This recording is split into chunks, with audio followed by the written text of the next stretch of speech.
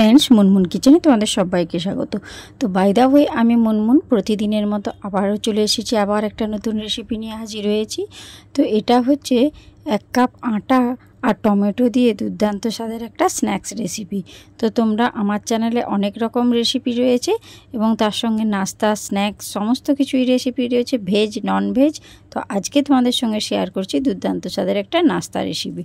तो तार जोन्नो देखो प्रथमे एकटा आलूके आमि निये नियेछि, एकदम छाड़िए धुए एकटा पात्रेर मध्य रेखेछि। तो देखो एबारे এই आलूटाके आमि किन्तु गेटारेर साहाज्ये ग्रेड करे नेब। तो तार जोन्नो प्रथमे देखो एकटा गेटार नियेछि और आलूटाके दिए एभाবে किन्तु सुंदरभाবে ग्रेड करे निচ্ছি। तो संगे थाको देखते थाको। तो এইভাবেই তোমরা কিন্তু আমার মতো একবার হলো বাড়িতে ট্রাই করো এবং আমাকে কমেন্ট বক্সে কমেন্ট করে জানাতে ভুলো না যে কীরকম হয়েছে। তো দেখো গেটারের সাহায্যে সুন্দরভাবে কিন্তু গ্রেড করে নিচ্ছি। তো এটা আমি ছোট গেটারে করছি, তো তোমরা যদি বড় গেটার থাকে তাতেও করতে পারো, তাতে কোনো সমস্যা নেই। তো এইভাবেই দেখো একটা আলুকে সুন্দরভাবে গ্রেড করে নিচ্ছি। তো গ্রেড করা মোটামুটি আমার হয়েই এসেছে। তো দেখো সমস্ত আলুটাই কিন্তু এইভাবে গ্রেড করে নিয়েছি। এবার আলুগুলোকে কিন্তু একটা পাত্রের মধ্যে জল দিয়ে ভালো করে জল দিয়ে ধুয়ে নিতে হবে, কারণ আলুর মধ্যে অনেক নোংরা থাকে। তো দেখো আলুটাকে কিন্তু এইভাবে ভালো করে ধুয়ে নিচ্ছি। তো এবারে দেখো আলুর মধ্যে যে নোংরা জলটা ছিল সেটাও ফেলে দিয়ে ভালো করে জল দিয়ে ধুয়ে নিয়েছি। এবার এই আলুগুলোকে কিন্তু হাতের সাহায্যে এইভাবে একদম জলটাকে কিন্তু নিচুড়ে বাদ দিয়ে ফেলে দিতে হবে। তো দেখো এইভাবেই কিন্তু হাতের সাহায্যে আমি কিন্তু সুন্দরভাবে কিন্তু আলুর মধ্যে যে জলটা আছে সেটা কিন্তু বার করে দিয়েছি। তো দেখো এইভাবে ওটা একটা সাইডে রেখে দিয়েছি। এবারে আমি এর মধ্যে দিয়েছি 3টে টমেটোকে কিন্তু কুচো করে নিয়েছি। এবারে এই টমেটোগুলোকে আমি একটা মিক্সির বোলের মধ্যে দিয়ে এই টমেটোর একটা পেস্ট আমি বানিয়ে নেব। তো দেখো মিক্সির বোলের মধ্যে আমি কুচো করা টমেটোটা দিয়ে দিয়েছি। এবার একটা সুন্দর টমেটোর পেস্ট আমি তৈরি করে নিচ্ছি। তো দেখো টমেটোর পেস্টটা কিন্তু আমার একদম রেডি। কত সুন্দরভাবে আমি পেস্টটা বানিয়ে নিয়েছি। তো এই টমেটোর পেস্টটাও আমি কিন্তু একটা সাইডে রেখে দিচ্ছি। তো এবারে চলো বন্ধুরা, গ্যাসের উপর আমি একটা কড়াই বসিয়ে দিয়েছি। এবারে এর মধ্যে দিয়ে দিলাম সামান্য পরিমাণ সরষের তেল। তো তেলটা ভালো করে বন্ধুরা গরম হয়ে যাওয়া পর্যন্ত আমি অপেক্ষা করছি। তো তেলটা গরম হয়ে যেতে এর মধ্যে দিয়ে দিলাম 1/2 চামচ মতো গোটা জিরে। তো জিরেটা দেওয়ার পর দেখো জিরেটা সুন্দরভাবে লাল লাল ভাজা হয়ে গিয়েছে। এর মধ্যে আমি দিয়ে দিলাম গ্রেট করে রাখা আদা। তো আদা আর জিরেটাকে কিন্তু খুব ভালো করে নেড়েচেড়ে দেখো ভেজে নিচ্ছি। তারপরে এর মধ্যে দিয়ে দেবো কিছু কুচো করে রাখা পেঁয়াজ। তো পেঁয়াজটা তোমরা স্কিপ করতে পারো, তাতে কোনো সমস্যা নেই। তো আমি এখানে সামান্য অল্প পরিমাণ একটা পেঁয়াজকে কিন্তু একদম কুচো করে দিয়ে দিয়েছি। তো আদা পেঁয়াজ আর জিরেটাকে খুব ভালো করে দেখো ভেজে নিচ্ছি তেলের মধ্যে। তো এবারে দেখো মোটামুটি ভাজা আমার কমপ্লিট হয়ে গিয়েছে। এবারে যে গ্রেট করে রাখা আলুটা যেটা আমি ধুয়ে রেখেছিলাম সেটা কিন্তু ওই তেলের মধ্যে দিয়ে ভালো করে কিন্তু আলুটাকে ফ্রাই করে ভেজে নিতে হবে। এই সময় কিন্তু গ্যাসের ফ্লেমটা লো টু মিডিয়াম ফ্লেমে রেখেই কিন্তু দেখো আমি আলুটাকে নেড়েচেড়ে একদম সুন্দর করে ভেজে নিচ্ছি। তো দেখো এইভাবেই কিন্তু একবার হলো আমার রেসিপিটা ট্রাই করো এবং আমাকে কমেন্ট বক্সে কমেন্ট করে জানিও যে কেমন হয়েছে এই স্ন্যাক্স রেসিপিটা। 1 কাপ আটা আর টমেটো দিয়ে যে এত সুন্দর স্ন্যাক্স রেসিপি বানানো যায় সেটা তোমরা জানলে কিন্তু একেবারে অবাক হয়ে যাবে। তো দেখো এই পর্যায়ে মোটামুটি আমার আলুটা ভাজা হয়েই গিয়েছে। তো দেখতেই পাচ্ছ মোটামুটি যে পরিমাণ আলুটা ছিল সেটার কিন্তু কালারটাও চেঞ্জ হয়ে গিয়েছে। এবারে এর মধ্যে আমি কিছু গুঁড়ো মশলা অ্যাড করব। এখানে দিয়ে দিলাম 1/2 চামচ মতো লবণ, তারপরে দিয়ে দিলাম 1/2 চামচ হলুদের গুঁড়ো, 1/2 চামচ লঙ্কার গুঁড়ো আর দিয়ে দেব 1/2 চামচ মতো ধনে গুঁড়ো। তো সমস্ত গুঁড়ো মশলাগুলোকে দিয়ে আবারও ভালো করে কিন্তু আলুর সাহায্যে একটু কষিয়ে নেব। আলুর মধ্যে দিয়ে ভালো করে কিন্তু কষিয়ে নেব। লো টু মিডিয়াম ফ্লেমেই রেখে কিন্তু আমি এই মশলাটা দিয়ে আলুর মধ্যে ভেজে নিচ্ছি। তো এই পর্যায়ে দেখো গ্যাসের ফ্লেমটা একদম হাই করবে না, লো ফ্লেমে রেখেই কিন্তু দেখো আলুটা আমি ভেজে নিয়েছি। আর মশলা দিয়ে ভাজার জন্য দেখো আলুর কালারটাও কত সুন্দর চেঞ্জ হয়ে গিয়েছে। এবারে এর মধ্যে আমি দিয়ে দেব পেস্ট করে রাখা যে টমেটো, সেই টমেটো পেস্টটা আমি ওর মধ্যে দিয়ে দিলাম। সমস্ত টমেটো পেস্টটা দিয়ে কিন্তু এবারে একটা হাতার সাহায্যে ভালো করে কিন্তু ওর মধ্যে দিয়ে কিন্তু কষিয়ে নিতে হবে। এখানে আমি কিন্তু সামান্য অল্প পরিমাণ একটু কিন্তু জল ইউজ করব। যে মিক্সির বোলের মধ্যে আমি টমেটোটা পেস্ট করেছিলাম সেই মিক্সিটা ধুয়ে কিন্তু অল্প এখানে জল দিতে হবে। দিয়ে টমেটোটার একটা কাঁচা গন্ধ চলে যাওয়া পর্যন্ত কিন্তু আমি এখানে কষিয়ে নেব। আলুর সঙ্গে কিন্তু ভালো করে কষিয়ে নেব। তো দেখো যে মিক্সির বোলটা ধুয়ে কিন্তু আমি 1 কাপ মতো এখানে জল দিয়েছি। তো জলটা দেওয়ার পর দেখো ফুট ধরতে শুরু করে দিয়েছে। সেখানে আমি আবারও হাফ কাপ মতো একটু জল দিলাম, কারণ টমেটোটাকে একটু কষিয়ে নেব, নাহলে টমেটোর একটা কাঁচা গন্ধ ছাড়বে। তো এইভাবে দেখো আলুর মধ্যে টমেটোর পেস্টটা দেওয়ার পর কিন্তু খুব ভালো করে আমি কিন্তু কষিয়ে নিচ্ছি। কষতে কষতে দেখো ফুট ধরতে শুরু করেই দিয়েছে। তো এই পর্যায়ে মিনিট 5 মতো কিন্তু আমি এটা কষিয়ে নেব।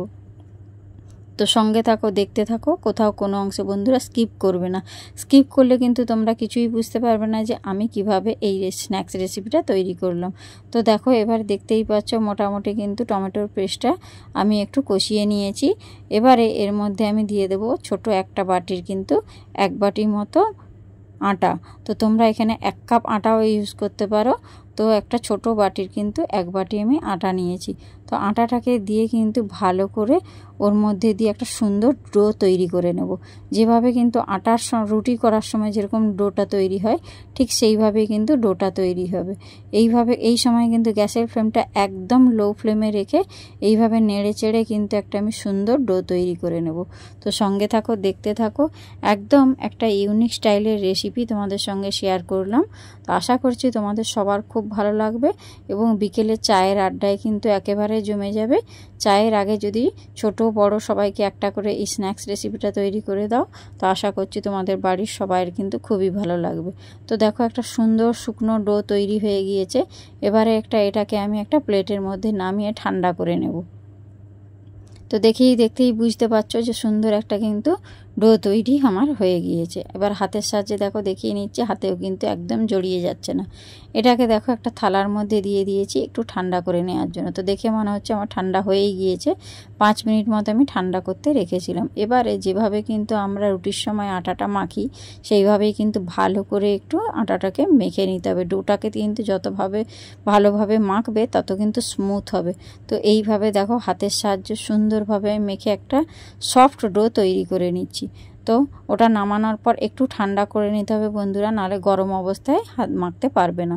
তো দেখো সুন্দর একটা ডো তৈরি হয়ে গেছে। আবারও একটু ঠান্ডা হয়ে যেতে আমি দেখো আবারও কিন্তু একটু মেখে নিয়ে সুন্দরভাবে একটু ডো তৈরি করে নিচ্ছি। একটু ভালো করে মাখলে কিন্তু স্ন্যাক্স রেসিপিটা খুবই মচমুচে আর খাস্তা হবে। তো দেখো এবারে কিন্তু আমি একটা বেলুন চাকির মধ্যে কিন্তু এটাকে সুন্দরভাবে একটা শেপ দিচ্ছি। তো ডোটাকে দিয়ে হাতের সাহায্যে দেখো এইভাবে ঘুরিয়ে ঘুরিয়ে আমি সুন্দর একটা রাউন্ড শেপ দিয়ে দিলাম। তো দেখতেই পাচ্ছ শেপটা দেখো, কোথাও কোনো অংশে কিন্তু কম বেশি হয়নি, সুন্দর কিন্তু গোলাকার একটা শেপ দিয়েছি। এবারে এর সাইডের অংশগুলো দেখো আমি ছুরির সাহায্যে কেটে বাদ দিয়ে দিচ্ছি। আমি কিন্তু এখানে লম্বা লম্বা শেপ দেব। তো তোমরা শেপটা কিন্তু তোমাদের পছন্দ অনুযায়ী দিও। তো ছোটও করতে পারো। তো আমি এখানে কিন্তু লম্বা লম্বাই শেপটা দেবো। তার জন্য দেখো ধারের যে অংশগুলোকে কিন্তু আমি ছুরির সাহায্যে কেটে বাদ দিয়ে দিচ্ছি। 4টা সাইডেরই দেখো ধারের অংশগুলো আমি বাদ দিয়ে দিচ্ছি। যেহেতু আমি একটু লম্বা শেপ দেবো, তাই ধারের অংশগুলোকে আমি কেটে বাদ দিয়ে এবার সুন্দর করে দেখো ছুরির সাহায্যে শেপটা দিয়ে দিচ্ছি। তো একবার হলো এই রেসিপিটা ট্রাই করে দেখো। আশা করছি তোমাদের বাড়ির সবার কিন্তু খুব ভালো লাগবে। তো যেহেতু লম্বা শেপ দেবো, তো মাঝ বরাবর দেখো এরকম কাট লাগিয়ে দিচ্ছি। সুন্দরভাবে কিন্তু এই কাটটা লাগাতে হবে। দেখো এইভাবে কিন্তু সুন্দরভাবে দেখো আমি একটার পর একটা লম্বা লম্বা কাট লাগিয়ে দিচ্ছি। এবারে এর মাঝ বরাবর কিন্তু একটা কাট লাগিয়ে দেব, তাহলেই দেখবে এটা আমার কিন্তু লম্বা লম্বা একটা স্ন্যাক্স রেসিপি তৈরি হবে। তো দেখো মাঝ বরাবর একটা কাট লাগিয়ে দিলাম। এবারে দেখবে এগুলো সুন্দরভাবে কিন্তু এই বেলুন চাকি থেকে উঠেও যাবে, তো কোনো সমস্যাও হবে না। তো দেখো এইবারে কিন্তু আমি একটা ছুরির সাহায্যে কিন্তু একটা পিস তোমাদেরকে আমি তুলে দেখিয়ে দিচ্ছি। দেখতে পাচ্ছ কত সুন্দর শেপ হয়েছে। এবার এটাকে দেখো হাতের সাহায্যে তুলে দেখিয়ে দিলাম। তো এইভাবে কিন্তু আমি সবগুলোই দেখো বেলুন চাকি থেকে একটা একটা করে তুলে নিচ্ছি। তো দেখো কত সুন্দর হয়েছে। তো কার কার আমার রেসিপিটা ভালো লাগে একটু কমেন্ট বক্সে কমেন্ট করে জানিও। তো এবারে দেখো ধারগুলোকে সমান করার জন্য কিন্তু আমি এখানেই একটু ধারগুলোকে ঘুরিয়ে ঘুরিয়ে সুন্দর শেপ দিয়ে দিচ্ছি, যাতে কোথাও কোনো অংশ কিন্তু অসমান যাতে না থাকে, তার জন্য সুন্দর একটা শেপ দিয়েছি। তো দেখো সমস্ত শেপগুলোই কিন্তু আমি একটা প্লেটের মধ্যে তুলে নিয়েছি নাস্তাগুলোকে। দেখতে পাচ্ছ আমি কিন্তু এখানে লম্বা লম্বা করে শেপ দিয়েছি। তো তোমরা চাইলে এখানে ছোট ছোটও করতে পারো, তাতে কোনো সমস্যা হবে না। তো দেখো সবগুলোই কিন্তু আমার রেডি। এবারে আমি গ্যাসের উপরে একটা কড়াই বসিয়ে দেব। তো দেখো বন্ধুরা, গ্যাসের মধ্যে একটা কড়াই বসিয়ে দিয়ে তার মধ্যে দিয়ে দিয়েছি সামান্য পরিমাণ রিফাইন তেল। তো তেলটা ভালো করে কিন্তু বন্ধুরা গরম করে নিতে হবে। তো দেখো এই পর্যায়ে আমার দেখে মনে হচ্ছে তেলটা খুব সুন্দর গরম হয়ে গিয়েছে। এবারে একটা একটা করে কিন্তু আমি তেলের মধ্যে দিয়ে সুন্দরভাবে একদম মুচমুচে করে ভেজে নেব। তো এই সময় কিন্তু গ্যাসের ফ্লেমটা লো ফ্লেমে রাখবে। লো ফ্লেমে রেখে কিন্তু এই নাস্তাগুলোকে বা স্ন্যাক্সগুলোকে কিন্তু খুব সুন্দর করে ভাজতে হবে, না হলে উপরের অংশটা কিন্তু ভাজা হয়ে যাবে কিন্তু ভেতরের অংশটা ভাজা হবে না, কাঁচা থেকে যাবে। তো দেখো লো ফ্লেমে রেখেই কিন্তু আমি নাস্তাগুলো ভেজে নিচ্ছি। একসঙ্গে কিন্তু সমস্ত নাস্তাটা দেইনি, এখনও আমার 3টে রয়ে গিয়েছে। তো দেখো এইভাবে লো ফ্লেমে রেখে খুব সাবধানে উল্টে পাল্টে কিন্তু একদম মুচমুচে করে আমি ভেজে নেব। তো সবগুলোই দেখো একটা সাইড ভাজা হয়ে গিয়েছে বলে আমি অপর সাইডটা কিন্তু একটা স্প্যাচুলার সাহায্যে উল্টে নিচ্ছি। উল্টে পাল্টে দেখো সুন্দর করে কিন্তু আমি লাল লাল করে ভেজে নেব। সঙ্গে থাকো, দেখতে থাকো, স্কিপ করবে না বন্ধুরা, স্কিপ করলে কিন্তু কিছু বুঝতে পারবে না। তো দেখো এই পর্যায়ে কিন্তু সুন্দর আমার উল্টে পাল্টে লাল লাল ভাজা হয়ে গিয়েছে। আবারও কিন্তু আমি অপর সাইডটা উল্টে দিচ্ছি, যেহেতু ওই সাইডটা ভাজা হয়ে গিয়েছে তাই অপর সাইডটা উল্টে নিচ্ছি। তো তোমরা নিশ্চয়ই কালারটা দেখে বুঝতেই পারছো ভাজাটা মোটামুটি কিন্তু আমার হয়েই এসেছে। এইভাবে কিন্তু মুচমুচে করে কিন্তু ভেজে নিলে একদম বিকেলের চায়ের আড্ডায় কিন্তু একেবারেই জমে যাবে। তো দেখো এই পর্যায়ে কিন্তু আমার ভাজা হয়ে গিয়েছে। এবারে কিন্তু আমি তেল ছাড়িয়ে তুলে নেব। এর থেকে বন্ধুরা বেশি কিন্তু ভাজবো না, তাহলে কিন্তু এর কালারটা নষ্ট হয়ে যাবে, দিয়ে একদম পোড়া পোড়া ভাব হয়ে যাবে। তো দেখো সুন্দর করে যেহেতু লাল লাল আমার ভাজা হয়ে গিয়েছে, এর থেকে কিন্তু আর বেশি ভাজার দরকার নেই। এবারে কিন্তু আমি তেল ঝারিয়ে দেখো সবগুলোই কিন্তু এক প্লেটের মধ্যে তুলে দিচ্ছি। তো দেখো এখানে কিন্তু এখনও পর্যন্ত আমার 3টে স্ন্যাক্স রয়ে গিয়েছে, সেই 3টেকেও কিন্তু সেম প্রসেসে আমি ভেজে নেব।